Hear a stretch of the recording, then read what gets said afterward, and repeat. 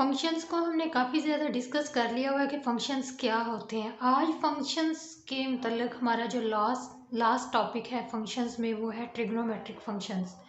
इन trigonometric functions क्या होते हैं? अच्छा, तो ट्रिग्नोमेट्रिक फंक्शंस आपने देखे हुए हैं, लेकिन असल में इनको कहते हैं रेशो। ट्रिग्नोमेट्रिक फंक्शंस को असल में कहते हैं ratio between two sides length, जो भी आप इसे कह सकते हैं, two sides length of a triangle. Mean एक ट्रायंगल की दो साइड्स की जो लेंथ होती है या दो साइड्स होती हैं या ट्रायंगल की दो साइड्स लेंथ आप उसे कह लें, उनके दरमियान जो आप रेशो निकालते हैं असल में उन्हें कहते हैं ट्रिग्नोमेट्रिक फंक्शंस। कैसे? फॉर एग्जाम्पल ये एक आपके पास ट्रायंगल है, राइट ट्रायंगल लेना है, राइट एंगल ट्रायंगल।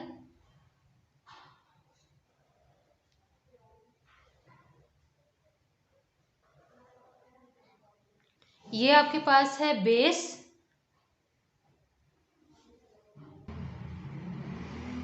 ये है परपेंडिकुलर और ये है हाइपोटेनियस बेस परपेंडिकुलर।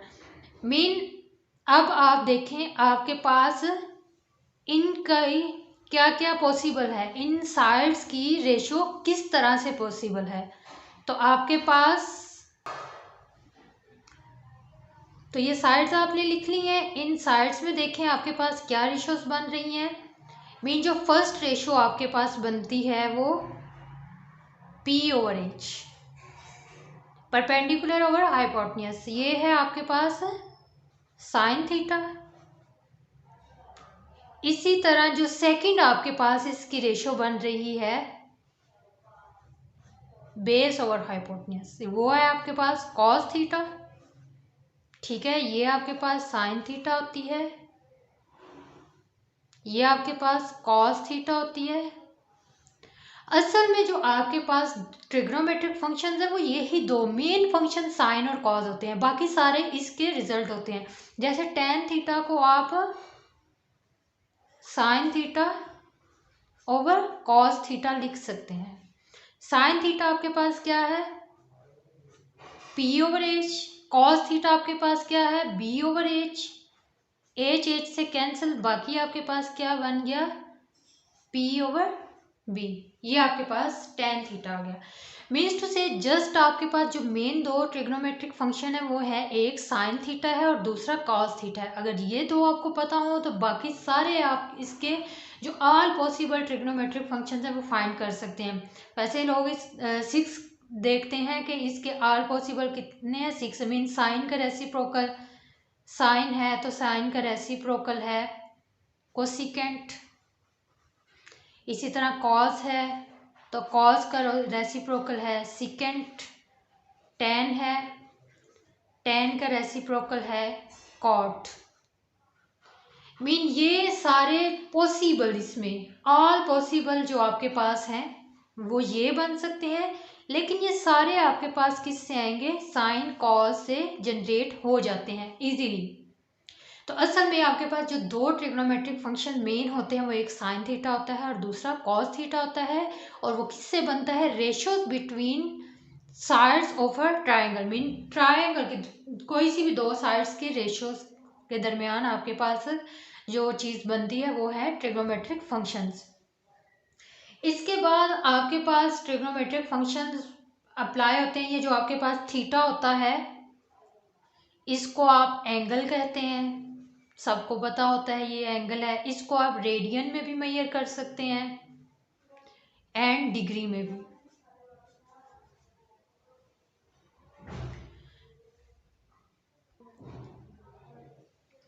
उसके बाद जो नेक्स्ट आपके पास है थीटा, ये जो एंगल होता है ये आपके पास पॉजिटिव भी हो सकता है एंड नेगेटिव भी हो सकता है। ये पॉजिटिव कब होगा, अगर आपके पास ये कोई एक्स एक्सिस है, ठीक है, एक्स वाई एक्सिस, ये आपके पास कोई एक वेक्टर कह लें या कोई भी एक आपके पास एरे है, ठीक है। जब भी आपका एरे पोजीशन वेक्टर मीन आपका, इसको आप पोजीशन वेक्टर भी कह सकते हैं। और अगर आपको पोजीशन वेक्टर का नहीं पता तो आप जस्ट ये कहें कि ऐसा एरे जो ओरिजिन से ड्रॉ किया जाए। तो ये ओरिजिन मीन 0 0 से ड्रॉ किया जाता है। इस पे जो आपके पास बनेगा वो हमेशा एक एंगल बनेगा। ये इसके दरमियान हमेशा, ये एक्स एक्सिस वाई एक्सिस के दरमियान, अगर ये एक्स एक्सिस से आपने लिया है तो वहां से उस एरे तक एक एंगल बनेगा। अगर वाई एक्सिस पे लें तो यहाँ से एंगल बनेगा। मीन्स टू से ये आपके पास कोई ना कोई एंगल जरूर बनाएगा एक्स और वाई एक्सिस पे। अब इस एंगल को अगर आप क्लॉकवाइज लें, मीन्स टू से इस तरह से लें ऊपर से नीचे, तो ये आपको नेगेटिव थीटा देगा। और अगर आप इसको एंटी क्लॉकवाइज लें मीन नीचे से ऊपर, तो ये आपको पॉजिटिव थीटा देगा। मीन्स टू से अगर यहाँ मैं इसको अगेन क्लियर करके लिखूं तो ये एक एरे है। अगर ये पूरी एक लाइन में लेती हूँ, ठीक है। अगर आपके पास यहाँ से आप स्टार्ट कर रहे हैं, फॉर एग्जाम्पल आप यहाँ से अपना एंगल स्टार्ट कर रहे हैं और इस तक पहुंच रहे हैं, तो ये आपको नेगेटिव देगा। नेगेटिव एंगल मीन्स टू से कि आप क्लॉकवाइज आए हैं, और अगर आप एंटी क्लॉकवाइज जाएं तो ये आपको क्या पॉजिटिव देगा। मीन जो भी ये आपने एरे यहाँ पे एक ड्रॉ किया है, इसको डिफरेंट एरे समझ ले, ये आपने एक दोनों को ओरिजिन से ड्रॉ किया है, तो एक्स एक्सिस के साथ आपके पास इसका एंगल बन रहा है दोनों पे। यहाँ भी आपने एक्स एक्सिस के साथ एंगल बनाया और यहाँ भी, ठीक है। तो ये एंगल जो है ये आपको, अगर आप एंटी क्लॉकवाइज जाएंगे तो आपको पॉजिटिव एंगल मिलेगा, और अगर आप क्लॉकवाइज आएंगे तो नेगेटिव एंगल मिलेगा। तो हमेशा जब आप मेजर करते हैं इसमें एंगल को, तो आप हमेशा एंटी क्लॉकवाइज ही जाते हैं।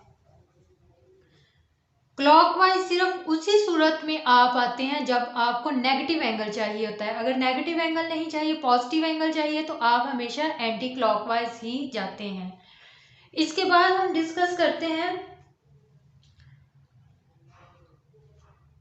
कि आपके पास एंगल की मेजरमेंट हम देख लेते हैं। फॉर एग्जांपल अगर आप यहाँ से स्टार्ट होके यहाँ तक गए हैं तो ये आपको पाई देगा, पाई/2 देगा। ये पाई/2 का एंगल बनेगा। अगर आप मजीद आगे एंगल देगा, पाई एंगल देगा। मजीद थोड़ा आगे आ जाएं, ये 3 पाई/2 एंगल है। और जब आपके पास ये सर्कल कंप्लीट हो जाएगा तो ये 2 पाई एंगल आपके पास बन जाएगा। तो ये पाई आपके पास क्या होता है, असल में ये पाई आपके पास 180 डिग्री, अगर आप इसे डिग्री में ले रहे हैं तो ये 180 डिग्री के भी इक्वल आप इसको लिख सकते हैं। इसके बाद आपको ये भी पता है कि ट्रिग्नोमेट्रिक फंक्शन पॉजिटिव किस पे होते हैं, नेगेटिव किस पे होते हैं। यहाँ पे सब पॉजिटिव होते हैं, यहाँ पे जस्ट साइन पॉजिटिव होता है।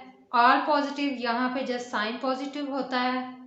यहाँ पे tan पॉजिटिव होता है, यहाँ पे cos पॉजिटिव होता है।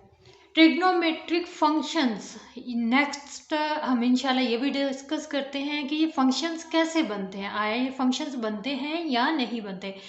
हमने फंक्शन की वो डेफिनेशन पढ़ी हुई है, वो उस पर अप्लाई करके वो भी देखेंगे। वैसे तो ये फंक्शंस बनने चाहिए क्योंकि ये फंक्शंस हैं, तो इसका नाम ट्रिग्नोमेट्रिक फंक्शंस रखा गया है।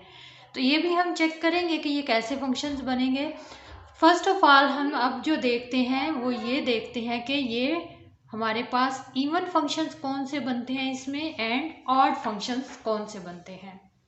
सबसे पहले हम अपनी इवन एंड ऑड फंक्शन की डेफिनेशन को रिकॉल करते हैं। मीन इवन फंक्शन कौन सा था, अगर आपके पास f(x) कोई भी फंक्शन है, ठीक है, उसमें आप x की जगह क्या रिप्लेस कर देते हैं, -x। मीन आपने x को रिप्लेस कर दिया -x से, इस तरह से f(x) -x, और ये अगेन आपको दोबारा ओरिजिनल फंक्शन दे दे। f(x) आपको अगेन मिल जाए तो इस फंक्शन को आप क्या कहेंगे? Even function. और यहाँ पे अगर आप इसमें -x पुट करें तो ये माइनस फंक्शन के बाहर आ जाए, ठीक है, तो ये फंक्शन आपको क्या मिलेगा? Odd function. हम देखते हैं कि अब ये ट्रिग्नोमेट्रिक फंक्शंस में कौन सा फंक्शन इवन बनता है, कौन सा ऑड। मैं फर्स्ट क्लेम करती हूँ, मेरा क्लेम ये है कि ओनली जो कॉज है, कॉज ट्रिग्नोमेट्रिक फंक्शन, जस्ट ये ही इवन है, ठीक है। कॉज इवन है तो ऑब्वियसली इसका रेसिप्रोकल सेकेंट भी इवन होगा। बाकी तमाम जो फंक्शन है, ऑल अदर्स 4 फंक्शन जो बाकी बचते हैं, trigonometric 4 function, all other functions लिख लें। ट्रिग्नोमेट्रिक की बात कर रहे हैं तो ऑब्वियसली आप all other trigonometric functions are odd function।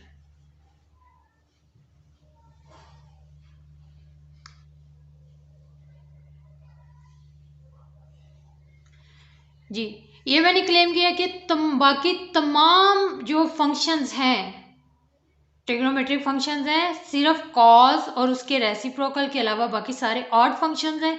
ये मैंने क्लेम किया है। कैसे? वैसे आपने अक्सर देखा होगा, कॉज अगर आप -θ पुट करें तो वो आपके पास कॉज थीटा ही दे देता है, और अगर साइन में आप -θ पुट करें तो माइनस बाहर आ जाता है। तो अगर गौर करें तो ये इवन फंक्शन की डेफिनेशन नहीं है और ये ऑड की है। इसके अलावा अगर आप tan में पुट करें तो वो भी आपको माइनस बाहर निकाल के दे देता है, ये भी ऑड है।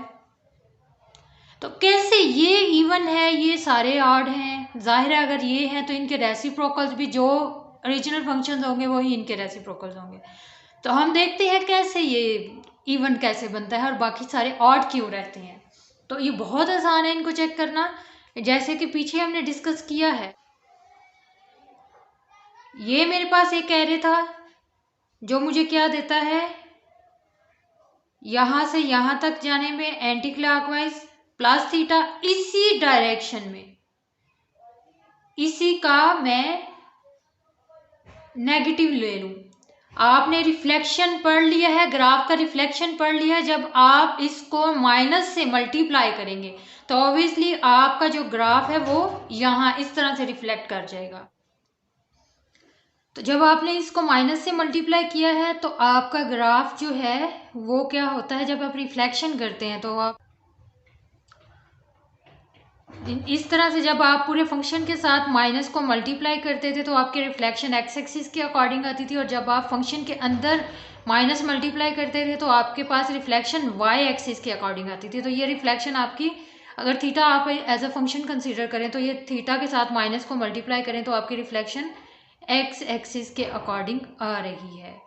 एक ये पॉइंट है। दूसरा ये कि जैसे आपने यहाँ पे पोजीशन वेक्टर लिया है, ठीक है, पोजीशन वेक्टर से कहते हैं जो ओरिजिन से ड्रॉ किया जाए। कोई भी एरे है उसे आप वेक्टर कंसीडर कर सकते हैं। हमेशा दो वेक्टर्स या दो एरे के दरमियान एंगल ज़रूर एग्जिस्ट करता है।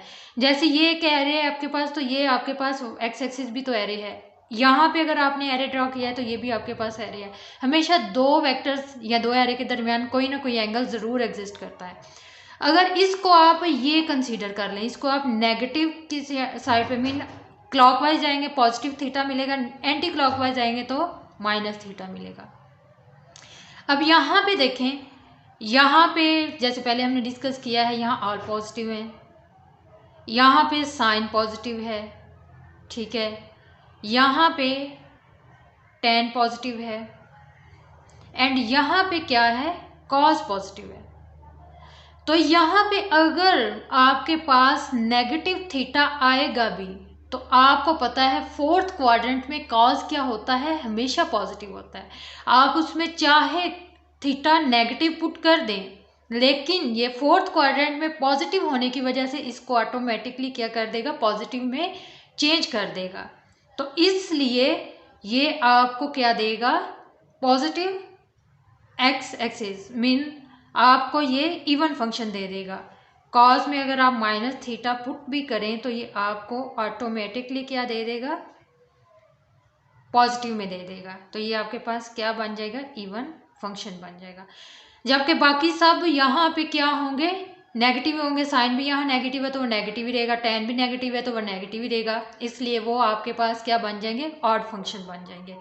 मीन आपने पोजीशन एरे लिया था, वेक्टर या एरे जो भी आपने लिया था, उस पे आपने जो एंगल लिया था एंटी क्लॉकवाइज लिया था तो पॉजिटिव, और जब आप क्लॉकवाइज ले रहे हैं तो नेगेटिव, और उस नेगेटिव को जब आपने क्वाड्रेंट के अकॉर्डिंग देखा तो आपको पता चल गया कि कॉस फोर्थ क्वाड्रेंट में पॉजिटिव होता है, इसलिए ये फंक्शन आपको इवन मिल जाता है। जब आप इसमें माइनस थीटा पुट करते हैं तो ये ऑटोमेटिकली उसको क्या कर देता है, इवन में चेंज कर देता है, मीन पॉजिटिव बना देता है जी। एक तो इसकी ये रीज़न है। दूसरी इसकी जो रीज़न है वो आगे हम जाके जब डिस्कस करते हैं ग्राफ्स को, इनके ग्राफ्स डिस्कस करते हैं साइन, टेन और कॉस को, वहाँ आप देखेंगे कि साइन एंड टेन जो है वो सिमेट्रिक होगा अबाउट ओरिजिन। और ये हमने पहले भी देखा है कि एक ग्राफ जो है वो सिमेट्रिक कैसे होता है, वाई एक्सिस के, एक्स एक्सिस के या ओरिजिन के। तो ऐसा ग्राफ जो सिमेट्रिक हो जाए अबाउट ओरिजिन तो वो क्या बन जाएगा, ऑड फंक्शन बन जाएगा। सिंपल इसकी एक ये भी पहचान है, कैसा फंक्शन जो सिमेट्रिक हो जाए अबाउट ओरिजिन वो ऑड फंक्शन हो जाएगा, और कॉज आप देखेंगे वो ओरिजिन के अबाउट सिमेट्रिक नहीं रहेगा, वो वाई एक्सिस के अबाउट सिमेट्रिक हो जाएगा, तो वो आपके पास क्या बनेगा, इवन फंक्शन बन जाएगा। एक तो आपको मैंने यहाँ से बता दिया है कि ये इवन फंक्शन क्यों बन रहा है। दूसरा, इसके ग्राफ से भी आप देखेंगे कि जो फंक्शन जो है सिमेट्रिक हो जाएगा ओरिजिन पे वो ऑटोमेटिकली ऑड फंक्शन बन जाएगा, जबकि दूसरा आपके पास इवन फंक्शन रहेगा।